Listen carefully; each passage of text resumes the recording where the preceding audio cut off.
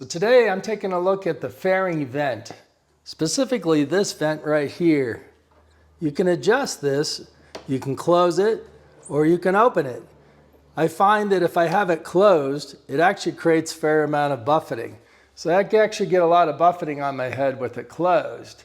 You want to close it when it's raining to prevent the drops from flying up in your face, but you may notice some venting, especially maybe on the back of your head, because I think when it's closed, it creates a little negative back pressure. But I've noticed on the road glides anyway, that when you open it all the way, you only get about half. So it opens about equal distance on both sides. On the street glide, it actually goes further. So you can close it a little more upward. And I think for a taller rider, for me, I'm 6'1", I think having it go a little further up would maybe push a little more air up over your helmet for a taller rider. But with the road glide, it just stops. It stops a little early, so you can't open it all the way. And I wondered, is there any option here? So I'm going to remove this trim. You have to remove this trim when you're removing the fairing. And I think when you pull this trim off, we can get a little better look as to what's going on in here. So the first thing I'll do is I'll lower the lever so it creates some room. And there's a little rubber end cap on here that actually just comes off. So we can take that off, gives us a little more room. Now we have a bobby pin on either side, and then there's a little tab on either side. And you really have to just pull this off. You can use a body tool to get under here. That may help you a little bit, but I found you really just got to go for it. So I'm going to put my fingernails under here and just give it a good tug, and it'll pop loose on that side, and we'll do the exact same on the other side.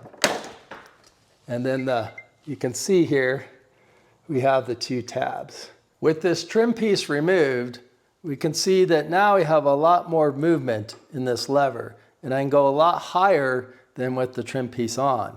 With this position, we get a lot more airflow going vertically. In theory, it might push more over your head, especially for a taller rider. But it's obvious, without this trim piece, we can go much further than the halfway point with the trim. Without the trim, I can open it almost all the way. If we take a closer look at this trim piece, we can see here's where the lever, adjustment lever, comes through. And there's a little nub right there. And I think the nub is preventing it from going all the way that it could, but maybe just a little bit. There's not a lot there. If we look at it on the back of the trim piece, you can see here is that little rib that's blocking it just shy of the maximum. So I wondered if we remove that material, how much more vertical could we go with the vent adjustment? So I have my trusty Dremel tool with a curved sanding stone, and I think on low speed this might work pretty well. I think there's quite a few different tips you could consider using. You might just go after it with a small file. That might be well and give you a little more control. You could even try a knife, maybe a utility knife, but it's a pretty small space to work in. So we'll give it a go here. Let's see what happens. If this footage makes it on the YouTube, then you know it worked out.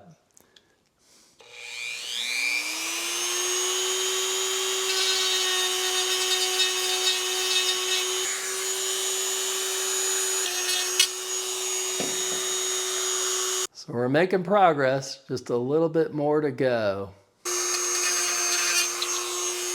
And there we have it. We have almost all of that nub removed. I might go just clean that up a little bit more, but I wonder if we'll get any more movement out of that lever. So I will say that for several months, I've been riding around without this trim. I've just left it off. That way I could go all the way vertical and get maximum out of this lever. And I really found that it's better for me as a taller rider. Now this is all debatable. If you put your hand over this while you're riding, there's not a lot of airflow coming through here, depending on what the wind is doing. But I found riding with it more vertical has allowed even less buffeting, but more so, not so much buffeting, but noise, wind noise. So it just eliminates a little bit more wind noise for me while riding. So with this piece now trimmed up, I wonder how much we'll get. Before we only got halfway. How much will we get now?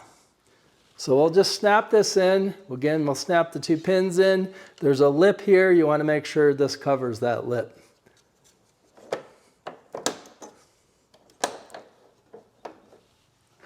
And now we'll raise it up, and look at that. We get almost full motion out of it. That's impressive. So here's where we were at before we made the adjustment.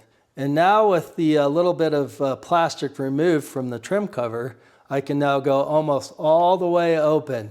In fact, it's actually really all the way open. This is really awesome, and I think it'll make a big difference, especially for taller riders. And something Harley should consider changing in their mold.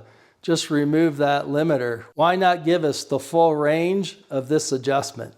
So how about that? A cool little hack, a little more adjustment out of this vent. I think it's a good option for those of you that are taller riders. Now on a street glide, you really don't need to worry about it, because on a street glide, it seems to open all the way already. Its design is a little different. So I sure hope you found this information useful. And if you did, you'll go share it with someone else. But until next time, in the friction zone.